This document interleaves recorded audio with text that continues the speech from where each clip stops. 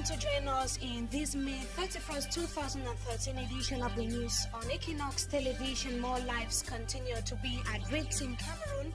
As a result of tobacco consumption, 66,000 people or smokers die every year in the country, going by recent statistics. Also in this newscast, a heavy downpour in Chang leaves the town inundated and the population is blaming the situation on poor drainage system.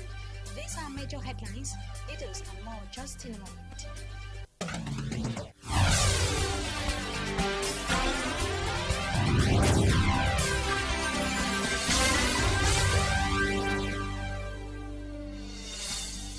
Inhabitants of Chang in the west region of the country are still counting their loss, which followed a heavy downpour which was reported in that part of the country. Traders complained that most of their goods were swept away as a result of the rains which battered the city. That was some days ago. And staff lady Annabella tells us in the following report that the situation is being blamed on poor drainage system. Her report. These traders are expressing fury as their merchandise have been swept away by water following heavy rains which battered the town of Chang days ago. The petty traders here at Marché BC, they are still counting their losses. Tomatoes, Irish potatoes and other food items are all missing. We came here this morning and realized that there was water everywhere, nowhere even to put a step. All our goods swept away, even those who had their goods stored in their warehouses. That is how we saw it this morning. Anything don't go out today, so as the buyers and even sellers have no access into the market as water has invaded every corner.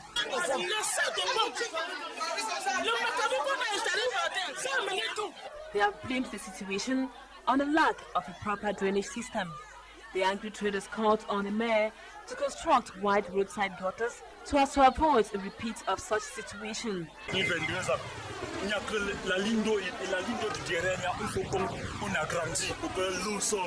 not, the traders continue to contemplate when they will display their goods in the heart of the wet season.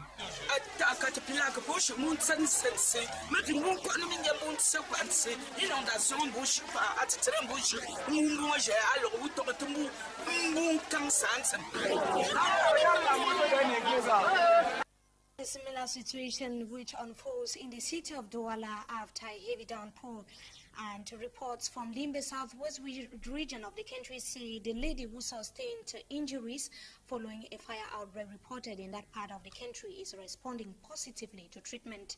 The lady was wounded as she went to rescue her baby who was in the house after the fire incident. Davidson Maimoi, Limbe-based correspondent, the following report tells us that officials of the Limbe City Council have not remained indifferent about the situation of the victim.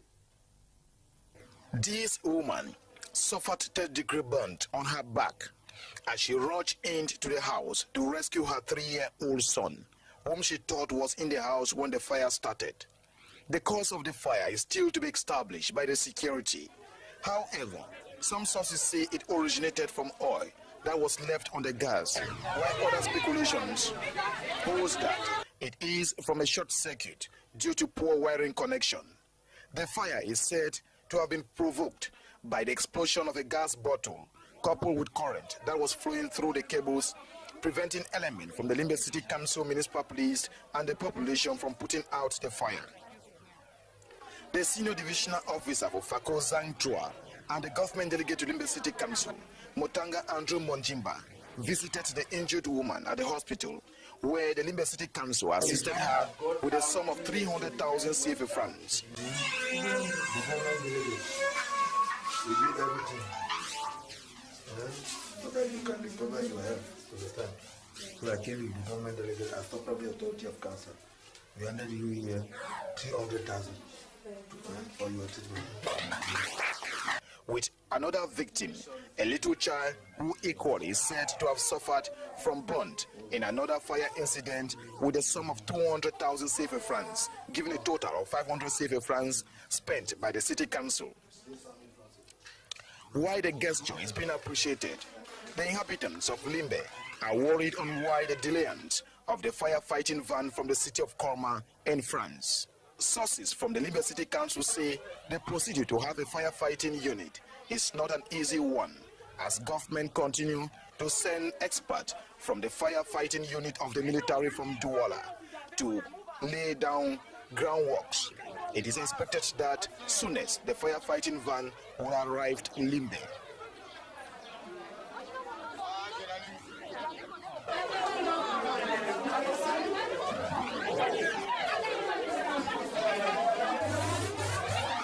This evil wash. You want to enter his house. You want to shop fire fair outside. You want to enter now. He said, look like Pikin. You want to enter, you know, see Pikin. He enter bad enough for drunk Pikin, but stand up outside. Don't unlock.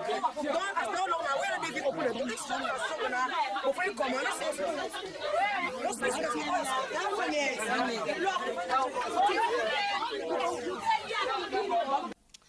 As Cameroon joins the rest of the international community today to say no to tobacco, medical officials have underscored that tobacco even kills more than some dreaded diseases. They say the rate of mortality is twice higher among smokers compared to persons living with HIV and AIDS. On the sidelines of this 2013 edition of No Tobacco Day, on an estimated 66,000 people die every year in Cameroon as a result of tobacco consumption. And medical experts here in the economic capital Douala have continued to worry why an anti-tobacco law is still to go into effect in the country in the wake of the recent statistics. Details with Hansen Chanji. Parliamentarians in Cameroon are yet to adopt a new anti-tobacco draft law. Cameroon was a signatory to the World Health Organization's Framework Convention on Tobacco Ban in 2006. 7 years after, the ratified convention has not been put into law. I had the honor to participate in the ratification in 2009. We are now in 2013. This law has not been promulgated. It was ratified in 2006 in Cameroon. We are in 2013. The law doesn't exist in Cameroon, whereas it would have helped many Cameroonians to be on guard against tobacco. The Cameroon Coalition Against Tobacco in 2012 held a parliamentary debate with 30 parliamentarians and other stakeholders, and the outcome of that conclave was the conclusion that tobacco will be the principal cause of death by 2030, and that some 10 million people will die annually from tobacco, with 70 to 80% occurring in developing countries like Cameroon. The WHO Framework Convention on Tobacco Ban points directly to a reduction of demand, a ban on advertising and promotion, packaging, non-smoking areas, an increase of prices and taxes. Should Cameroon adopt the law, tobacco sale to children will also be banned.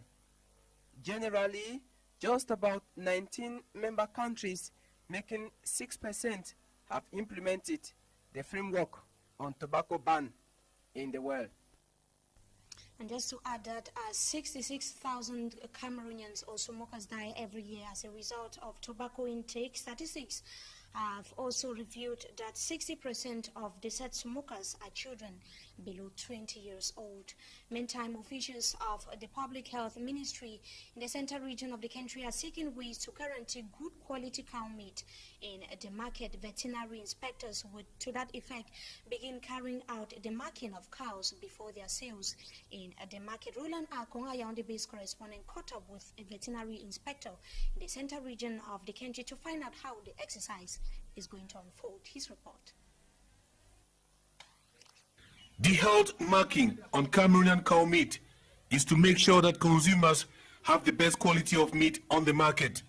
The purpose of this exercise, which is a continuous exercise, is to guarantee them that the quality of products put in the market are the best, to ensure that quality products of animal origin are available to consumers at all times.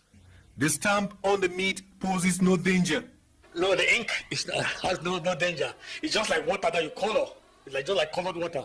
So there's no health danger to the ink. In fact, it's food ink. You can eat it. 2 inks are used in the process.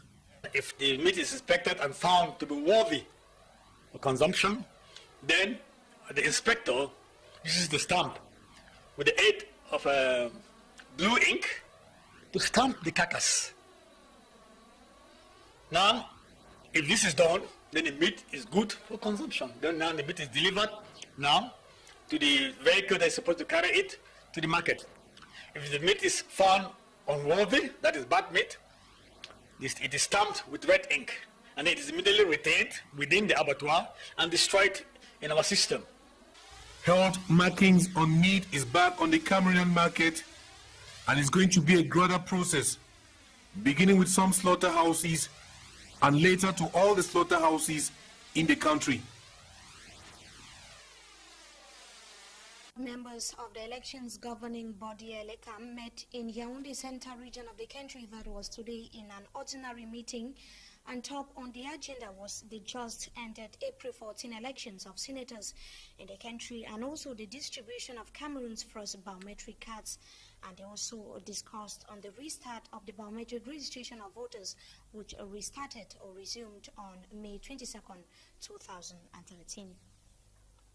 We shall be coming back to that in a subsequent newscast. We talk sports football, some 10 players of the, before we talk sports, let's listen to the board chair of the elections governing body, Fokam Azu, Samuel Fokam Azu, who spoke to Yaoundé-based correspondent Roland Akong just shortly after the meeting of the board of directors of ELECAM in the central region of the country. He spoke to Roland as we hear in the following interview. I think by and large, the assessment of objective persons, nationally and internationally, was that the elections were well organized. But of course, there are still always problems that we can look at and improve on. So it is not for us to start being complacent, thinking that no. I think the elections that will be forthcoming elections are local elections. The stakes are different, the stakes are higher, elections are more complex. So, and that is why we're meeting as often as we are, in order to be able to look at these things and then prepare to hold them in good conditions. That is Samuel Fokam Azu, the board chair of Elections Cameroon, speaking to Roland Akong, a Yaoundé-based correspondent. Meantime, some 10 players of the Indomitable Lions of Cameroon that made up the list of 26 to play the friendly encounter against Ukraine built for this Sunday would not be able to take part in the games. Some are suffering from injuries, while others have crucial club encounters that is also built for this weekend. For Hansen Chanji tells us more in the following report. 10 of the players gave diverse reasons why they couldn't honor the invitation for the friendly. Samuel Eto'o, Charles Etanji, Nyom Alang, Alexander Song Bilong, Yannick Njeng and Andon Chombuta Matthew are said to be having crucial games with their clubs this weekend. The other group, Benoit Ngba, Benoit Asue Koto, and Sebastien Basson, are injured. As a result, only 16 players were left in the Lions' den. The new Lions head coach, Volker Finke, has called 4 new players to complete a 20-man list. Willie Overtoom, Njeng Biwe, Leonard Kweke, and Jacques Bois are the new own names. They've therefore joined their counterpart under a new coach. The friendly game against the Ukraine national selection this Sunday, June 2, is a build-up to the 2 crucial Africa's qualifiers for the 2014 World Cup in Brazil, where Cameroon clash against the Hawks of Togo in Lomé on June 9, and with the Democratic Republic of Congo on June 16 in Kinshasa. The absentees in the Ukraine game are expected to answer present during these 2 must-win games. The new head coach, former director and coach of FC Cologne, Volker Finke, will have his litmus test with the Lions against Ukraine. The 65-year-old former player and German football technician was officially announced as new coach of Cameroon on May 30, 2013. Like indicated there by Hansen Chanji, Volker Finke is going to take the Lion squad to Ukraine this Sunday ahead of their friendly encounter against Ukraine, and the German technician was officially announced as Cameroon coach Thursday in a communique that was signed by the Minister of Sports and Physical Education. Volker Finke was set to join or begin his new role after June's World Cup qualifiers against Togo and the Democratic Republic of Congo, but the man will replace Jean-Paul Akono, who is currently recovering from heart attack. And he is currently recovering from heart attack, as we earlier indicated. We thank you so much, viewers, for joining us in this edition of the Primetime Newscast on Equinox Television. Have a blessed weekend in the company of our programs.